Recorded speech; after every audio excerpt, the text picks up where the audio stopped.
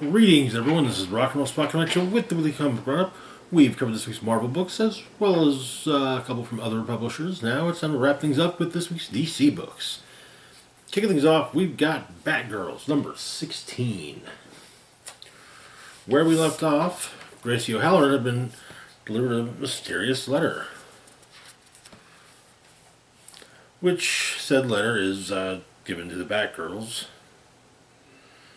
by Officer Brooks, their ally within the GCPD. It's a letter from Mad Hatter inviting the Batgirls to a tea party.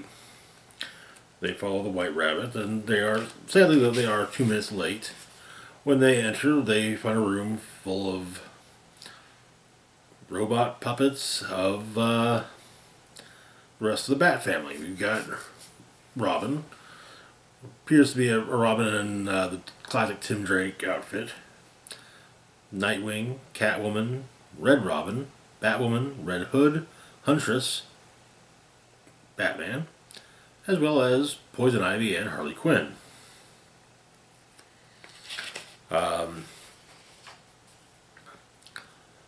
As the Batgirls kind of just Cass and Steph kind of just want to get through this whole thing and figure out what Mad Hatter's deal is. Well, they have to fight the robot mannequins or robot puppets. Yes, puppets, and they take them down fairly easily.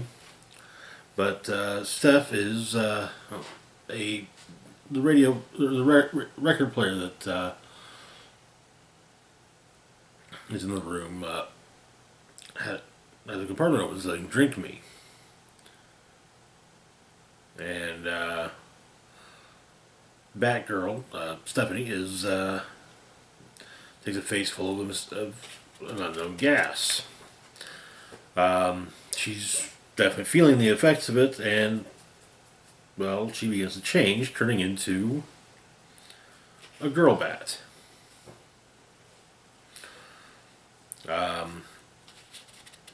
Cass is able to talk her down.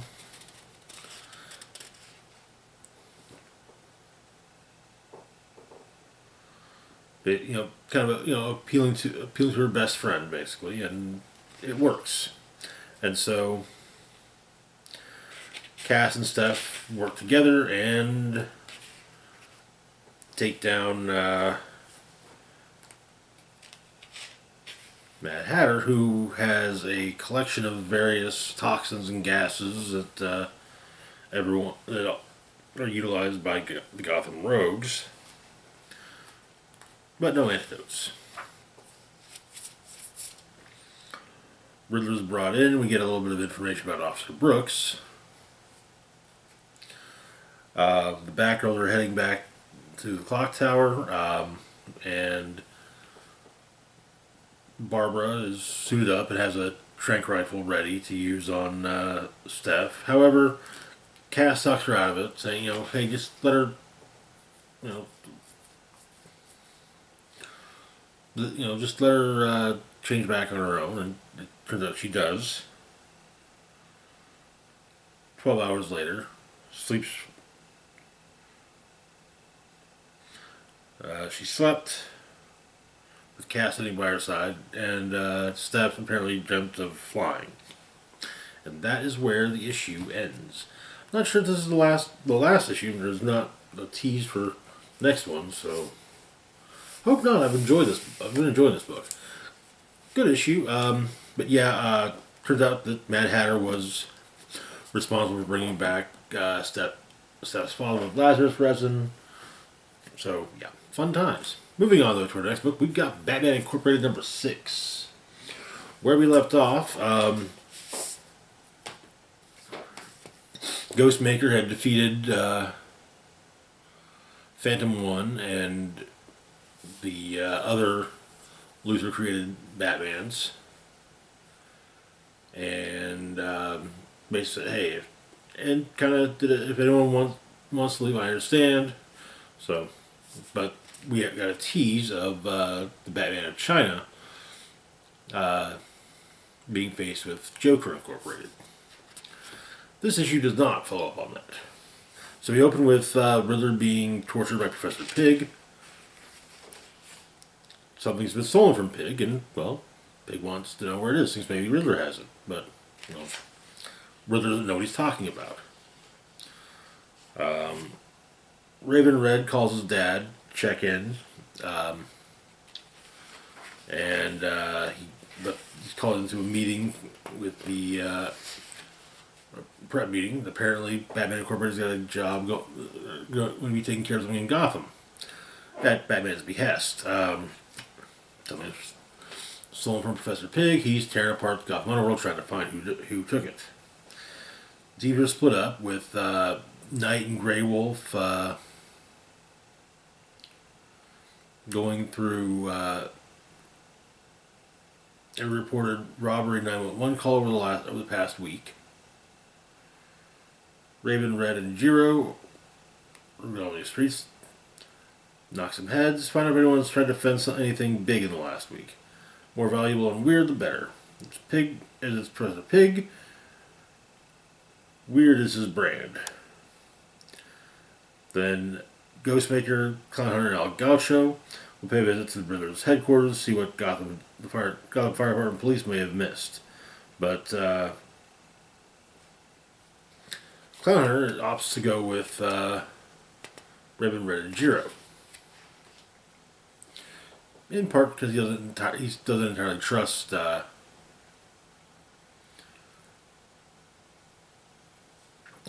Ghostmaker.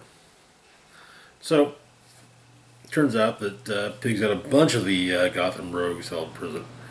Clayface, Freeze, Riddler.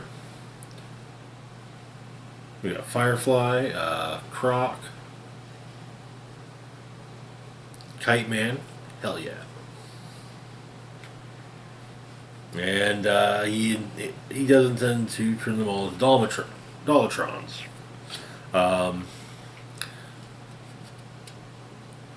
Gaucho and Ghostmaker have a chat about things.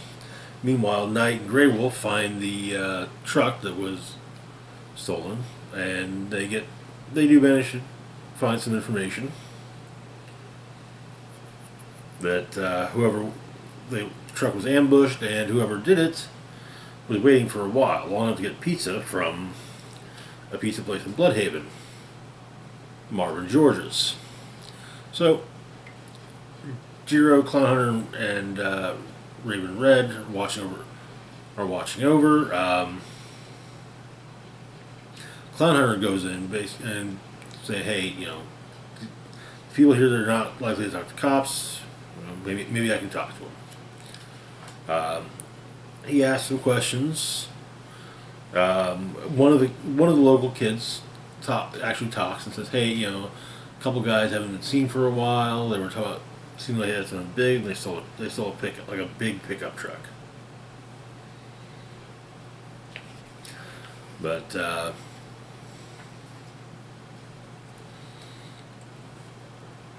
Ghostmaker's gotten bored with letting everyone try to figure this out on his own, so he utilizes Icon to get some additional information and heads for Professor Pig's hideout.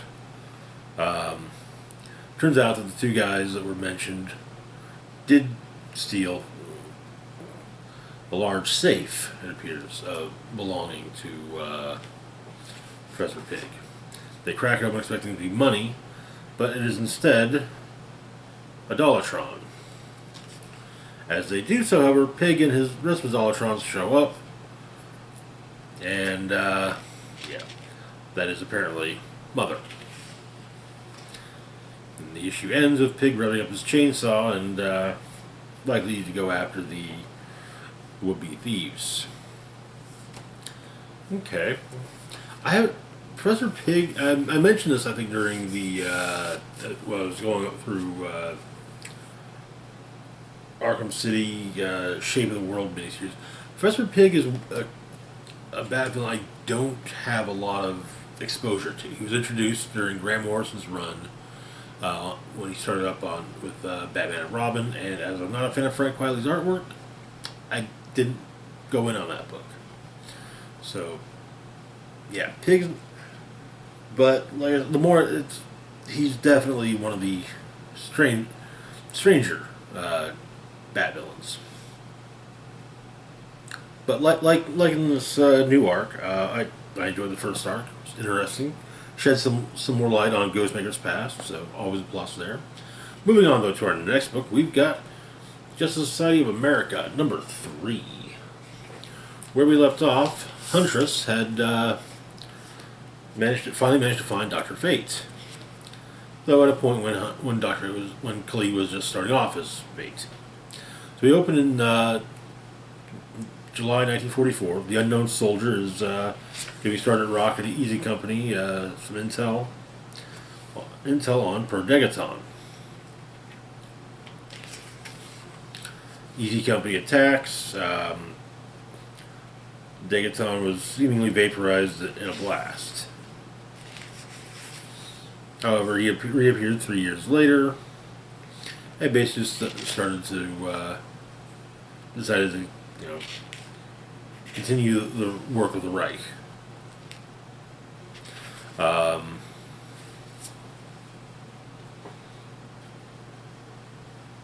Huntress talks some with Fate, Detective Chimp, and Deadman, explaining who she is, adding that Catwoman's her mother, which leads Deadman to say he best he can guess who her dad is. And, well, but she has Jeannie Slater's snow globe, and Detective Chimp suggests having Madame Xanadu go over the snow globe, while the JSA, or while Huntress is taken to the JSA. But at the moment we're dealing with a bunch of Bizarros.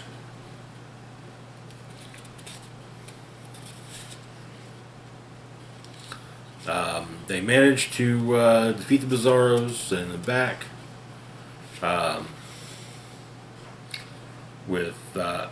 They were brought there apparently by Angleman, and if Angleman drops his angler, well, then that'll close the portal and pull all of them back in. So Huntress arrives on the scene, and she fires a crossbow bolt through Angleman's hand, causing him to drop the angler.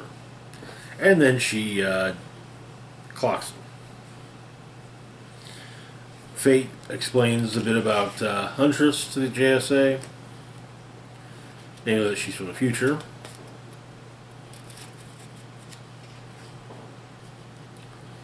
We get a bit of a rundown, more rundown on Perdegaton, who apparently for a brief period considered killing Rock earlier in the war, but decided to focus on larger things. Huntress self-destroyed the JSA. While they discuss Perdegaton, Degaton shows up, claiming he's nice to see the JSA in their prime again, right before their fall. And that is where the issue ends.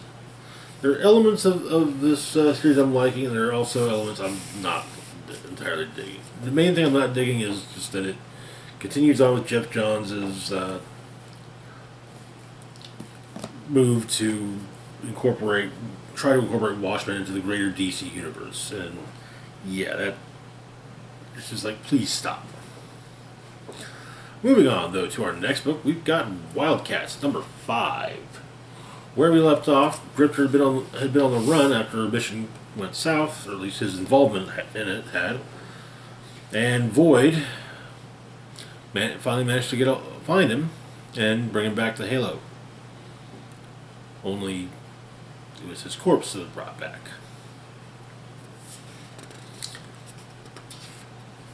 So the issue begins with Zana, Cray, and Fairchild at Cole's apartment, because Zana's certain that Grifter isn't dead. Apparently, he doesn't cash his paychecks either, for that matter. They find a picture, though, of Jason Halliday, who is a business associate of Marlowe's and is also someone that Cole was tracking. Elsewhere, 20 miles outside of Bellefontaine, Ohio, 7 soldiers are dealing with something when Superman shows up wanting to talk to Majestic, claiming that Majestic is not a Kryptonian. Majestic kind of turns that on him, and they have a bit of a slugfest.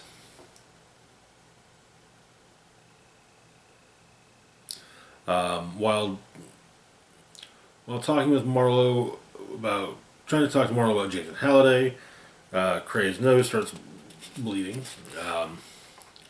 and one of the Spartan units is sent out to back up the 7 soldiers.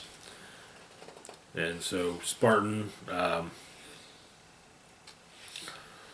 takes on Superman, and they talk a bit. Well, Spartan talks, holding Superman in high regard, hoping that next they meet they're on the same side. Michael Craig, meanwhile, has tracked down Jason Halliday, as well as his artist friend Rito Bryce, wanting to know just why it is Cole was after, or was looking into Halliday. Reno reveals that he actually does have powers, his Warblade abilities that he had in classic Wildcats. Halliday's limo crashes into a truck.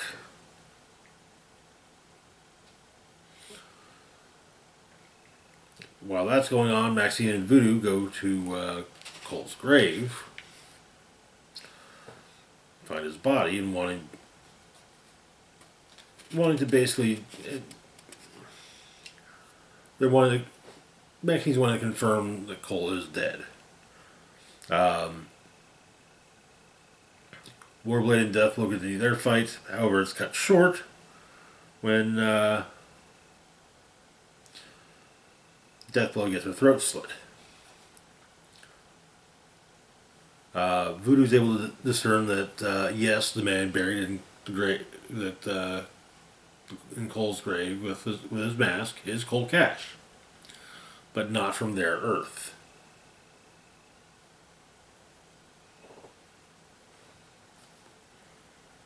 But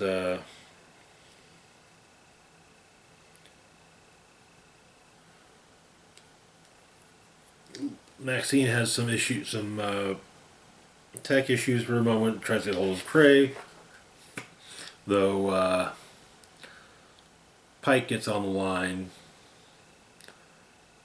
and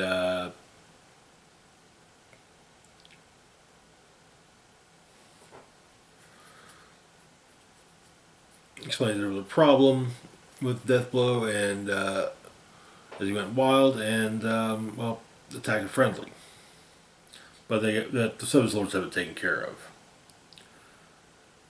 Then Pike calls in a cleanup team as the 7 soldiers made a mess. And that is where the issue ends. Things are definitely getting interesting. Seeing as how at least some of the members of the 7 soldiers were villains in previous Wildstorm titles, I am starting to get something of a feeling that they're not exactly on the side of the Angels. And I just want to say, I love this cover. It's so off for the book, but it's perfect. Anyways, moving on to our last book of the week, we've got Danger Street, number 4. Where we left off, the surviving Dingbats had learned the identity of their friend's killer, Starman. And also, Lady Cop had discovered the identity of this as well.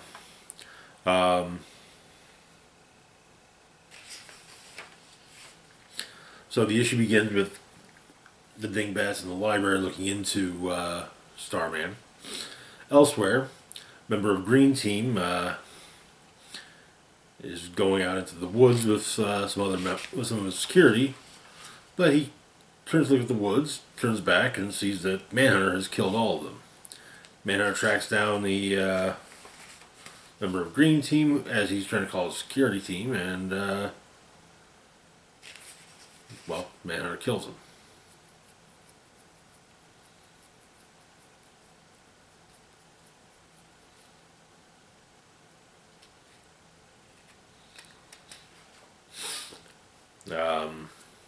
Orion's on his way to Earth. Lady Cop's training for the possibility of having to deal with Starman. Seems what her partner is thinking they should just, try and get another suit and to deal with the problem. Creeper stops a guy from beating up the man he claims to be an outsider. Manhunter returns to Grandmaster, and Grandmaster encourages him to, try to be a person, not just a Manhunter.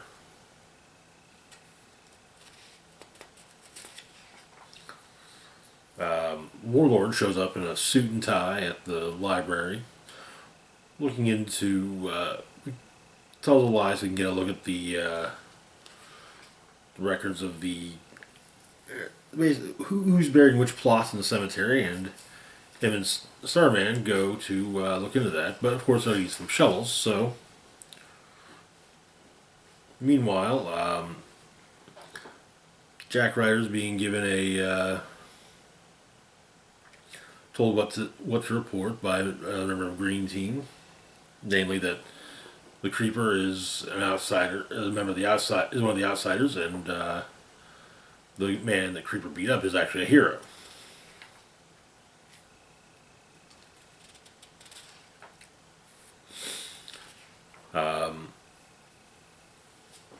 Codename Assassin takes out another member of Green Team at a movie theater. Non-fat of the Dingbats spies a man with blue skin sitting outside of a hardware store in town. But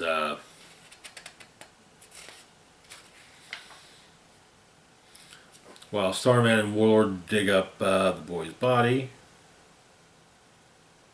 Orion arrives.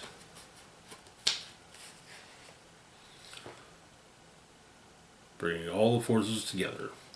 Also, the member of Green Team that was griping at Jack Ryder has apparently been poisoned.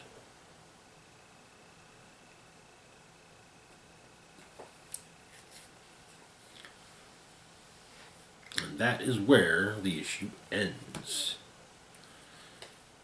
This is to say that this is an interesting book is putting it lightly. It started off slow, but it's been building up likely as 12-issue miniseries and not an ongoing. So, anyways, that's going to do it for now. As always, feel free to like, share, and subscribe. Links to my Facebook, Twitter, Patreon, and PayPal in the description box down below. This is Rock and Roll Spuck signing off saying, live long and rock hard.